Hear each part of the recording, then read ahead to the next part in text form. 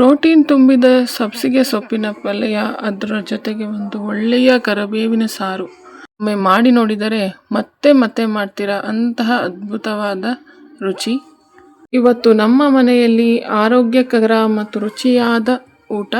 ಮೊದಲಿಗೆ ಪ್ರೋಟೀನ್ ಸಮೃದ್ಧ ಸಬ್ಸಿಗೆ ಸೊಪ್ಪಿನ ಪಲ್ಯವನ್ನು ಮಾಡೋಣ. ಇದರ ಜೊತೆಗೆ ಕರಿಬೇವಿನ ಸಾರು, ತುಂಬಾನೇ ರುಚಿಯಾದಂತಹ ಸುವಾಸನೆಯು ರುಚಿಯು ಒಂದೇ ಪಾತ್ರೆಯಲ್ಲಿ. ಕರಿಬೇವಿನ ಸಾರಿನಲ್ಲಿ ಅಷ್ಟು ಆರೋಗ್ಯಕರವಾದ ಗುಣವಿದೆ. ಹಾಗಾದರೆ ಬನ್ನಿ ವಿಡಿಯೋವನ್ನು ಸ್ಟಾರ್ಟ್ ಮಾಡೋಣ. Hi all, welcome back to my channel, welcome back to my another vlog. ಇವತ್ತು 2 ಸಿಂಪಲ್ ರೆಸಿಪಿಯೊಂದಿಗೆ ಬಂದಿದ್ದೇನೆ. ತುಂಬ ಫೈಬರ್ ರಿಚ್ ಆ್ಯಂಡ್ ಪ್ರೋಟೀನ್ ಆದಂತಹ ಒಂದು ರೆಸಿಪಿ. ಒಂದು ಪಲ್ಯದ ರೆಸಿಪಿ, ಫೈಬರ್ ರಿಚ್ ಪ್ರೋಟೀನ್ ಪಲ್ಯ ಅಂತಲೇ ಹೇಳ್ಬೋದು. ಅದರ ಜೊತೆ ಒಂದು ಸಾರಿನ ರೆಸಿಪಿ ಕೂಡ ತೋರಿಸ್ಲಿಕ್ಕಿದ್ದೇನೆ. ಫ್ರೆಶ್ ತರಕಾರಿ ಸಿಕ್ಕಿದೆ ಇವತ್ತು ನನಗೆ. ಇದರಿಂದ ಕರ್ಬೇವಿನ ಸೊಪ್ಪಿಂದ ಒಳ್ಳೆಯ ಸಾರನ್ನು ತೋರಿಸ್ಲಿಕ್ಕಿದ್ದೇನೆ. ಅದರ ಜೊತೆಗೆ ಪಲ್ಯ, ಕಾಳು ಮತ್ತು ಒಳ್ಳೆಯ ಸಬ್ಸಿಗೆ ಸೊಪ್ಪು ಸಿಕ್ಕಿದೆ, ಫ್ರೆಶ್ ಆಗಿದೆ. ಇದರ ಪಲ್ಯದ ರೆಸಿಪಿಯನ್ನು ನಿಮ್ಮ ಜೊತೆ ಶೇರ್ ಮಾಡಲಿಕ್ಕಿದ್ದೇನೆ. ಹಾಗಾದರೆ ಬನ್ನಿ ಸ್ಟಾರ್ಟ್ ಮಾಡೋಣ. ಅದಕ್ಕಿಂತ ಮುಂಚೆ ನೀವೇನಾದರೂ ನನ್ನ ವಿಡಿಯೋವನ್ನು ಫಸ್ಟ್ ಟೈಮ್ ನೋಡೋರಾಗಿದ್ದರೆ, ನನ್ನ ಈ ವಿಡಿಯೋ ನಿಮ್ಗೆ ಇಷ್ಟ ಆಗಿದ್ದಲ್ಲಿ ಲೈಕ್, ಶೇರ್ ಮತ್ತು ಸಬ್ಸ್ಕ್ರೈಬ್ ಮಾಡೋದನ್ನು ಮರಿಬೇಡಿ ಫ್ರೆಂಡ್ಸ್. ಹಾಗಾದರೆ ಬನ್ನಿ ಸ್ಟಾರ್ಟ್ ಮಾಡೋಣ. ಮೊದಲಿಗೆ ನಾನು ಸಾರಿನ ರೆಸಿಪಿ ನಿಮ್ಮ ಜೊತೆ ಶೇರ್ ಮಾಡ್ತೇನೆ. ಇವಾಗ ಒಂದು ಚಿಕ್ಕ ಒಗ್ಗರಣೆ ಪ್ಯಾನನ್ನು ಇಟ್ಕೊಂಡಿದ್ದೇನೆ. ಸ್ವಲ್ಪ ಮಸಾಲೆಗಳನ್ನು ನಾವು ಹುರಿಬೇಕಾಗುತ್ತೆ. ಅದಕ್ಕೆ 1 ಚಮಚದಷ್ಟು ಎಣ್ಣೆ ಹಾಕ್ಕೊಂಡಿದ್ದೇನೆ. ಅದರ ಜೊತೆಗೆ 1 ಚಮಚದಷ್ಟು ಕೊತ್ತಂಬರಿ ಕಾಳು, ಒಂದು 5 ರಿಂದ 6 ಮೆಂತ್ಯ ಕಾಳು, ಇವೆಲ್ಲವನ್ನು ಇವಾಗ ಹುರಿತಾ ಇದ್ದೇನೆ. ಇದ್ರ ಜೊತೆಗೆ ನಾನು 1 ಚಮಚದಷ್ಟು ಉದ್ದಿನಬೇಳೆ ಹಾಕ್ಕೋತಾ ಇದ್ದೇನೆ. ಉದ್ದಿನಬೇಳೆ, ಧನಿಯಾ ಕಾಳು, ಮೆಂತ್ಯ ಈ 3 ಚೆನ್ನಾಗಿ ಫ್ರೈ ಆಗಬೇಕು. ಈ ಫ್ರೈ ಆದ ತಕ್ಷಣ ನಾನು ಅರ್ಧ ಚಮಚದಷ್ಟು ಜೀರಿಗೆಯನ್ನು ಹಾಕ್ಕೋತಾ ಇದ್ದೇನೆ.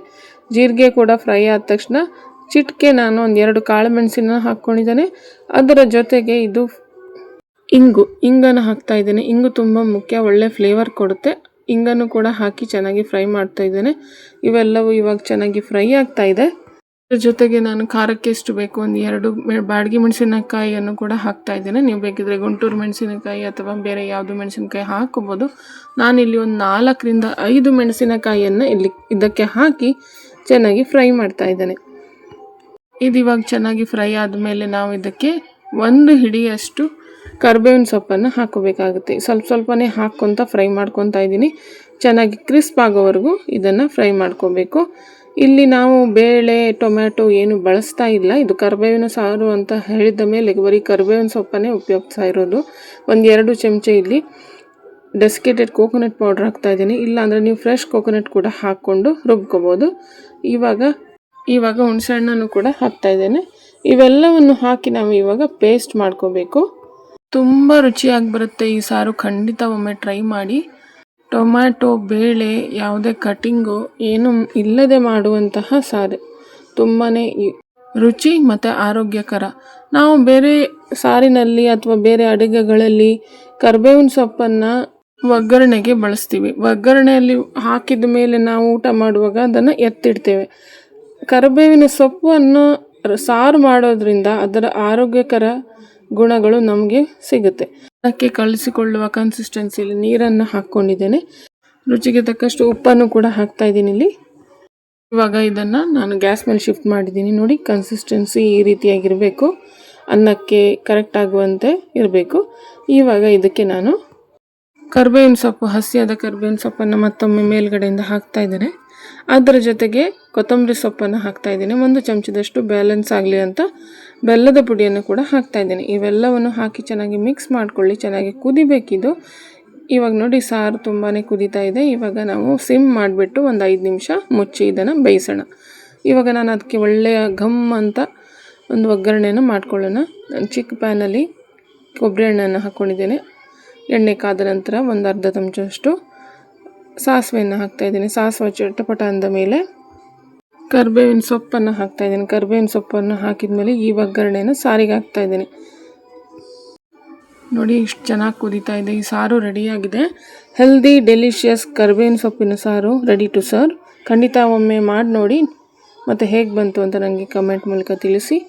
ಇವಾಗ ನಾವು ಪಲ್ಯವನ್ನು ಮಾಡೋಣ. ಪಲ್ಯಕ್ಕೆ ನಾನು ಸಬ್ಸಿಗೆ ಸೊಪ್ಪನ್ನು ಚೆನ್ನಾಗಿ ಬಿಚ್ಚಿಟ್ಕೊಂಡು ಈ ರೀತಿಯಾಗಿ ಹೆಚ್ಚ್ತಾ ಇದ್ದೀನಿ. ಸಬ್ಸಿಗೆ ಸೊಪ್ಪು ತುಂಬ ದೊಡ್ಡ ಕಟ್ಟಿರೋದ್ರಿಂದ ನಾನು ಒಂದು ಅರ್ಧ ಕಟ್ಟನ್ನು ಈ ರೀತಿಯಾಗಿ ಹೆಚ್ಚಿಟ್ಕೊಂಡಿದ್ದೀನಿ. ಒಂದು ಬಾಂಡೆಯಲ್ಲಿ ಎಣ್ಣೆ ಹಾಕ್ಕೊಂಡಿದ್ದೇನೆ.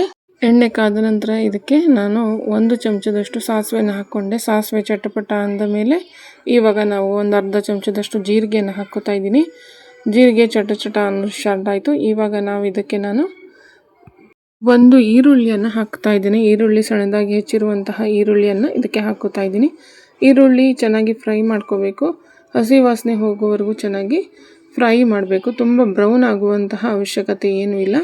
ಇವಾಗ ನೋಡಿ ಇದು ಚೆನ್ನಾಗಿ ಫ್ರೈ ಆಗ್ತಾ ಇದೆ. ಇದಕ್ಕೆ ನಾನು ಕರಿಬೇವಿನ ಸೊಪ್ಪನ್ನು ಹಾಕ್ತಾ ಇದ್ದೀನಿ. ಒಂದು 2 ಕಡ್ಡಿ ಕರಿಬೇವಿನ ಸೊಪ್ಪನ್ನು ಹಾಕ್ಕೊಂಡು ಇದಕ್ಕೆ ಚೆನ್ನಾಗಿ ಫ್ರೈ ಮಾಡ್ಕೋತಾ ಇದ್ದೀನಿ. ಇದು ಇವಾಗ ಚೆನ್ನಾಗಿ ಫ್ರೈ ಆಗ್ತಾ ಇದೆ. ಇದಕ್ಕೆ ನಾನು ಸಣ್ಣದಾಗಿ ಹೆಚ್ಚಿರುವಂತಹ ಸಬ್ಸಿಗೆ ಸೊಪ್ಪನ್ನು ಹಾಕ್ತಾ ಇದ್ದೀನಿ. ಸಬ್ಸಿಗೆ ಸೊಪ್ಪು ಬೇಡ ಅಂದರೆ ಬೇರೆ ಸೊಪ್ಪಿನಲ್ಲಿ ಕೂಡ ಸೇಮ್ ಪ್ರೊಸೀಜರಲ್ಲಿ ಮಾಡ್ಕೋಬೋದು.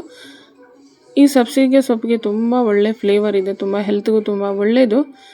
ಇದನ್ನು ಇವಾಗ ಹಾಕ್ಕೊಂಡು ಚೆನ್ನಾಗಿ ನಾನು ಫ್ರೈ ಮಾಡ್ತಾಯಿದ್ದೀನಿ, ಮಿಕ್ಸ್ ಮಾಡ್ತಾಯಿದ್ದೀನಿ. ಇದನ್ನು ಒಂದು ಅರ್ಧ ಕಟ್ಟಷ್ಟು ತಗೊಂಡಿದ್ದೇನೆ. ರುಚಿಗೆ ತಕ್ಕಷ್ಟು ಉಪ್ಪನ್ನು ಹಾಕ್ತಾಯಿದ್ದೀನಿ. ಒಂದು ಚಿಟಿಕೆ ಅರಿಶಿನ ಕೂಡ ಹಾಕೋತಾ ಇದ್ದೀನಿ. ಇವಾಗ ನೋಡಿ ಎಷ್ಟು ಹಾಕಿರೋ ಪಲ್ಯ ಎಷ್ಟು ಶ್ರಿಂಕಾಗಿ ಎಷ್ಟು ಸ್ವಲ್ಪ ಆಯಿತು. ಇವಾಗ ನಾವು ಕಾಳನ್ನು ಬೇಯಿಸಿಟ್ಕೊಂಡಿದ್ದೀನಿ. ಒಣ ಬಟಾಣಿ ಕಾಳನ್ನು ನೆನೆಸ್ಬಿಟ್ಟು ಈ ರೀತಿ ಸಾಫ್ಟಾಗಿ ಬೇಯಿಸ್ಕೊಂಡಿರುವ ಕಾಳನ್ನು ಹಾಕ್ತಾಯಿದ್ದೀನಿ.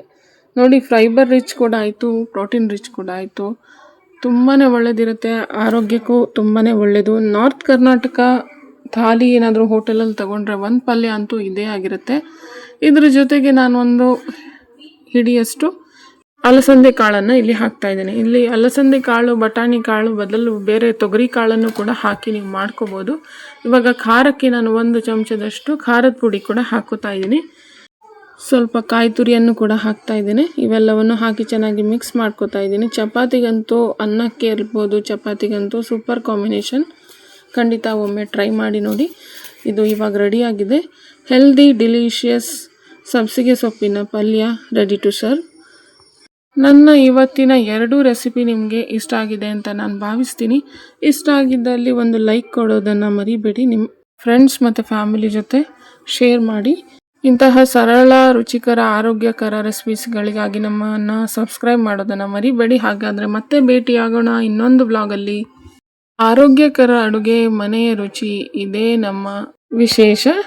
ಮತ್ತೆ ಮುಂದಿನ ವಿಡಿಯೋದಲ್ಲಿ ಸಿಗೋಣ. ಅಲ್ಲಿಯವರೆಗೂ thank you for watching. Take care of yourself. Healthy ಆಗಿರಿ, ಖುಷಿಯಾಗಿರಿ ಆ್ಯಂಡ್ ಬಾಯ್.